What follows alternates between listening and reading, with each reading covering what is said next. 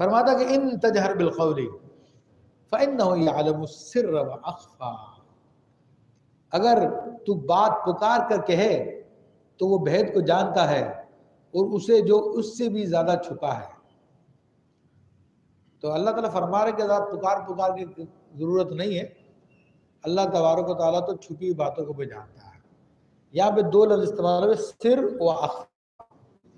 سر کا معنی بھی چھپی ہوئی بات ہوتی ہے اور اخفا کا معنی بھی چھپی ہوئی بات ہوتی ہے، مگر دونوں میں فرق یہ ہے کہ سر کم چھپا ہوتا اور اخفا زیادہ چھپا ہوتا۔ یہ بعض علماء نے یہ بات بیان کی کہ سر وہ ہے کہ جو آپ نے اپنے دل میں ابھی ارادہ کیا ہے تو اس کو بھی اللہ تعالیٰ جانتا ہے، اور 100 دن بعد، 50 دن بعد یا سال یا 10 سال بعد آپ جو آئندہ کو پلاننگ کریں گے، پروگرام بنائیں گے، تو ابھی آپ کو بھی نہیں پتا، آپ نے کی بھی نہیں پلاننگ، لیکن اللہ اس کو بھی جانتا ہے۔ تو سر و اخفا کو جانتا ہے، اور اس میں اشارہ جو ہے یہ ذکر کی طرف بھی ہے کہ انسانی جسم میں اللہ تبارک و تعالیٰ نے ذکر کے پوائنٹ رکھے ہیں، روحانیت کے پوائنٹ رکھے ہیں۔ تو یہ سر بھی ایک روحانیت کا پوائنٹ ہے اور اخفا بھی ایک روحانیت کا پوائنٹ ہے، تو ان سب میں ذکر کیا جاتا ہے۔ تو اس طرف بھی اشارہ کر دیا کہ تم سر سے ذکر کرو یا اخفا سے کرو، سب اللہ کو جانتا ہے۔ پھر فرمایا کہ اللہ لا الہ الا ہو، اللہ کے اس کے سوا کسی کی بندگی جائز نہیں، اللہ کے سوا کوئی بھی عبادت کے لائق نہیں، ٹھیک ہے۔ لفظی ترجمہ کیا ہے کہ اللہ ہی ہے، اس کے سوا کوئی معبود نہیں، صرف وہی معبود ہے۔ تو یہ دراصل کلمہ طیبہ ہی ہے۔ تو اللہ تبارک و تعالیٰ نے اس کو مختلف مقامات میں بیان کیا ہے، اور کلمہ طیبہ کا معنی بالکل واضح ہے کہ کائنات میں صرف ایک ہی ذات ہے جس کی عبادت کی جا سکتی ہے، جو عبادت کے لائق ہے، اس کے علاوہ کوئی بھی عبادت کے لائق نہیں ہے۔ وہ سارے کے سارے جتنے بھی ہم نے لوگوں نے معبود بنائے ہیں، چاہے پتھر کا بنا، لکڑی کا بنا، لوہے کا بنا، سونے کا بنا، ہیرے کا بنایا ہوا، کسی چیز کا بنایا ہوا، یا انسانوں کی پوجا کر رہے ہیں، ان میں سے کوئی بھی معبود نہیں ہے، کوئی بھی عبادت کے لائق نہیں ہے، کہ یہ خدا ہے ہی نہیں ہے، یہ تو ہمارے ہاتھوں کی بنائی ہوئی چیزیں ہیں۔ اور کسی انسان کو پوچھتے ہیں تو انسان کی کیا حیثیت ہے، وہ تو عبادت کے لائق نہیں، وہ تو خود مجبور و محتاج ہے۔ تو کلمہ طیبہ کے اندر اسی بات کا اعلان کیا گیا ہے کہ اس کے سوا، اللہ کے سوا کوئی عبادت کے لائق نہیں ہے۔ تو کلمہ طیبہ کی اسلام میں بڑی اہمیت ہے، اور نبی کریم صلی اللہ تعالیٰ علیہ وآلہ وسلم کی متعدد احادیث میں اس کی بڑی فضیلت بیان ہوئی ہے۔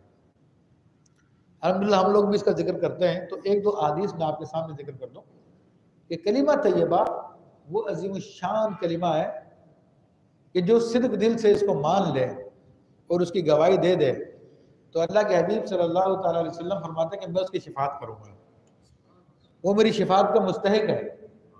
تو کلمہ طیبہ سے اللہ کے نبی صلی اللہ علیہ وسلم کی شفاعت ملتی ہے۔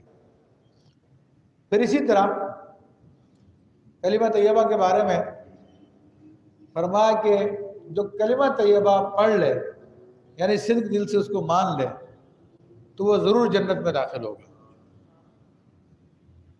اور ایک روایت میں آیا کہ جنت کی کنجیاں ہیں، یہ جنت کی چابیاں ہیں کلمہ طیبہ، تو بڑی اس کی فضیلت ہے۔ اور ایک روایت میں آتا ہے کہ کل بروز قیامت اللہ تبارک و تعالیٰ جب مخلوق کا حساب لے گا تو ایک بندے کو بلائے گا جو مسلمان بندہ ہوگا، اور اس کے گناہوں کے دفتر اس کے سامنے کھولے جائیں گے۔ اللہ تعالیٰ ارشاد فرمائے گا کیا تجھے اس میں سے کسی پہ انکار ہے؟ تو وہ دیکھے گا، مومن ہوگا، کہے گا کہ نہیں۔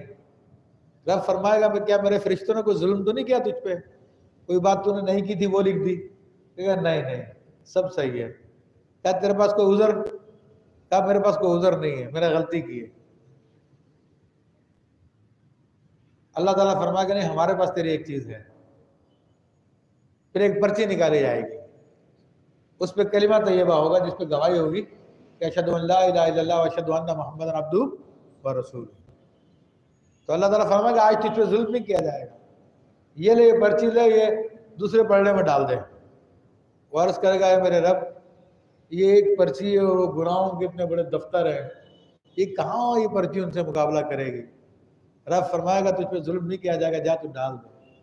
اور جب ڈالا جائے گا اس پرچی کو تو یہ کلمہ طیبہ والی پرچی بھاری ہو جائے گی اور گناہوں کے دفتر ہلکے ہو جائیں گے، اور اللہ تعالیٰ اس کی وجہ سے اس کو بخش دے گا۔ ایک روایت میں حضرت معاذ بن جبل رضی اللہ عنہ فرماتے ہیں کہ میں نے نبی علیہ الصلوۃ والسلام کے ساتھ حاضر تھا، تو آپ علیہ الصلوۃ والسلام نے گھوڑے کی پشت پہ تھا یا کسی جانور پہ تھے، فرمایا کہ اے معاذ، میں نے کہا لبیک یا رسول اللہ۔ پھر آپ نے فرمایا اے معاذ، میں نے کہا لبیک یا رسول اللہ۔ پھر آپ نے فرمایا اے معاذ، میں نے کہا لبیک یا رسول اللہ۔ 3 دفعہ آپ نے پکارا اور تینوں دفعہ انہوں نے لبیک کہا کہ یہ جو کلمہ طیبہ پڑھ لے گا اس کی بخشش ہو جائے گی۔ مفہوم عرض کر رہا ہوں۔ تو میں نے عرض کی کہ یا رسول اللہ صلی اللہ علیہ وسلم کیا لوگوں کو نہ بتا دوں؟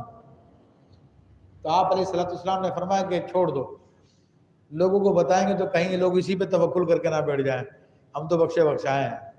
تو حضرت معاذ بن جبل نے حدیث آخری زمانے میں بیان کی، اس خوف سے کہ کہیں یہ علم چھپ کے نہ رہ جائے۔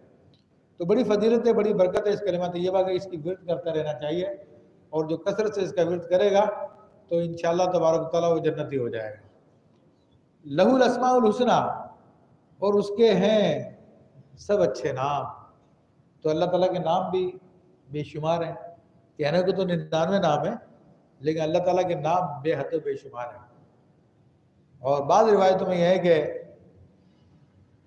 3000 نام ہیں، 1000 عام ہیں، 1000 خاص لوگوں کے لیے، 1000 خود اس کے علم میں ہیں۔